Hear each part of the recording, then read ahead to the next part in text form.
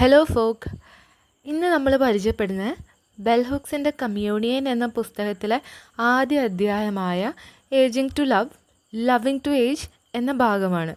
ഏകദേശം ഒരു 5 പ്രധാന ആശയങ്ങൾ എന്ന നിലയിലാണ് ഞാൻ ഈ അധ്യായത്തെ പരിചയപ്പെടുത്താൻ ഉദ്ദേശിക്കുന്നത്. ആദ്യത്തെ ഭാഗം എന്ന് പറയുന്നത് മധ്യവയസ്സിൻ്റെയും വാർദ്ധക്യത്തിൻ്റെയും വീണ്ടെടുക്കലിനെ കുറിച്ചിട്ടാണ്. സ്ത്രീകളുടെ വാർദ്ധക്യത്തിൻ്റെ ശക്തമായ പുനർവിചിന്തനമാണ് ഈ ഭാഗം അവതരിപ്പിക്കുന്നത്. തകർച്ചയുടെ അവസ്ഥയിൽ നിന്ന് ഒരുതരം മാജിക്കലായ പുനരാരംഭിക്കലിലേക്ക് മാറുന്നു.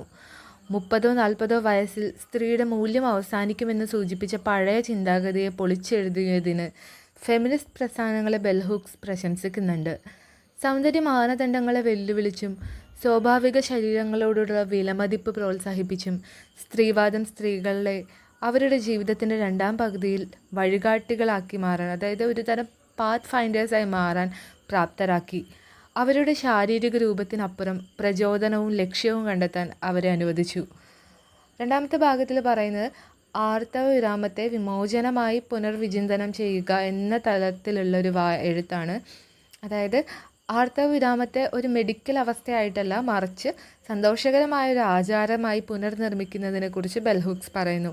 ഇതൊരു വിധത്തിലുള്ള അടിമത്വത്തിൽ നിന്ന് സ്വാതന്ത്ര്യത്തിലേക്കുള്ള മാറ്റമായി വിലയിരുത്തപ്പെടുന്നു. മറ്റുള്ളവർക്കുള്ള നിരന്തരമായ സേവനത്തിൻ്റെയും അപ്രതീക്ഷിത ഗർഭധാരണത്തെക്കുറിച്ചുള്ള ഭയത്തിൻ്റെയും അവസാനത്തെ ഈ കാലഘട്ടം സൂചിപ്പിക്കുന്നതായി ബെൽ ഹുക്സ് വായിച്ചെടുക്കുന്നു. അടുത്ത ഭാഗം സ്ത്രീവാദ ആദർശങ്ങളും പ്രണയാഭിലാഷവും തമ്മിലുള്ള പോരാട്ടത്തെക്കുറിച്ചിട്ടാണ്. പ്രണയത്തിനായുള്ള തൻ്റെ ആജീവനാന്ത അന്വേഷണത്തെക്കുറിച്ചുള്ള ആഴത്തിലുള്ള വ്യക്തിപരമായ പ്രതിഫലനത്തിലൂടെ രചയിതാവ് മധ്യവയസ്കതയുടെ ഈ ആഘോഷത്തെ ഇഴചേർക്കുന്നു. പ്രതിബദ്ധതയുള്ള ഒരു ഫെമിനിസ്റ്റ് ആയിരുന്നിട്ടും തൻ്റെ മുത്തശ്ശിമാരുടെ 70 വർഷത്തെ ദാമ്പത്യത്തിൽ നിന്ന് പ്രചോദനം ഉൾക്കൊണ്ട് സന്തോഷകരമായ ഒരു പങ്കാളിത്തം എന്ന ആഗ്രഹം അവർ ഒരിക്കലും ഉപേക്ഷിച്ചില്ല. സ്ത്രീവാദം നേടിയെടുക്കുന്ന സാമ്പത്തികവും സാമൂഹികവുമായ സ്വാതന്ത്ര്യങ്ങൾ സ്ത്രീകളെ യഥാർത്ഥ സ്നേഹം കണ്ടെത്താൻ സഹായിച്ചോ എന്നവർ ചോദ്യം ചെയ്യുന്നു. പലരും ഇപ്പോൾ സ്വയം പര്യാപ്തരാണെന്നും എന്നാൽ അവിവാഹിതരാണെന്നും ഒരു പോസ്റ്റ് പിതൃാധിപത്യ ലോകത്ത് പ്രണയപൂർത്തീകരണത്തിനുള്ള പുതിയ ഭൂപടമില്ലെന്നും അവർ ചൂണ്ടിക്കാണിക്കുന്നു. ഭയത്തെയും സ്ത്രീവിരുദ്ധ തിരിച്ചടിയെയും നേരിടലാണ് അടുത്ത ഭാഗം. റാഡിക്കൽ ഫെമിനിസ്റ്റുകൾ പ്രണയത്തിനെതിരായി സംസാരിക്കുമ്പോൾ മധ്യവയസ്സിലെത്തുമ്പോഴേക്കും സ്നേഹത്തെ തന്നെ പുനർനിർവചിക്കുന്ന ഒരു അവസ്ഥയിലേക്ക് സ്ത്രീകൾ മാറുന്നതായി ബെൽ ഹുക്സ് നിരീക്ഷിക്കുന്നുണ്ട്. അവസാന ഭാഗത്തേക്ക് എത്തുമ്പോൾ സ്നേഹത്തിൻ്റെ പുതിയൊരു ദർശനത്തിനായിട്ടുള്ള ആഹ്വാനത്തെക്കുറിച്ചിട്ടാണ് പറയുന്നത്.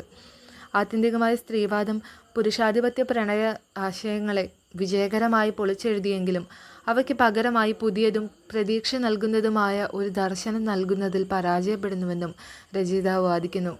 സ്ത്രീകൾ സ്നേഹത്തിനും അധികാരത്തിനുമിടയിൽ തിരഞ്ഞെടുക്കണമെന്നും തീവ്ര ഫെമിനിസ്റ്റ് സങ്കല്പത്തെ അവർ നിരാകരിക്കുന്നു. പകരം രണ്ടും സാധ്യമാകുന്ന ഒരു ദർശനത്തിൽ ഉറച്ചു നിൽക്കുന്നു. ഉപസംഹാരം പ്രവർത്തനത്തിലേക്കുള്ളൊരു ആഹ്വാനമാണ്. സ്ത്രീകൾ പ്രണയത്തിൻ്റെ പുതിയതും സൃഷ്ടിപരവുമായ ദർശനങ്ങൾ സൃഷ്ടിക്കുക. നിഷ്ക്രിയമായ വിധിയേക്കാൾ തെരഞ്ഞെടുപ്പും ഇച്ഛയും അടിസ്ഥാനമാക്കി പങ്കാളിത്തങ്ങൾ നിർവചിക്കുക. അവയുടെ ജീവിതത്തിൽ സ്നേഹത്തിൻ്റെ പരിവർത്തനാത്മക ശക്തി പ്രാപിക്കുക എന്നിങ്ങനെയാണ് ഏകദേശം ഈ ഭാഗങ്ങൾ പറയുന്ന പ്രധാന ആശയങ്ങൾ. അപ്പോൾ ഈ പുസ്തകത്തിൻ്റെ മറ്റ് അധ്യായങ്ങളും അതിലെ പ്രധാന ആശയങ്ങളുമായി പിന്നീട് കാണാം. Okay guys, bye.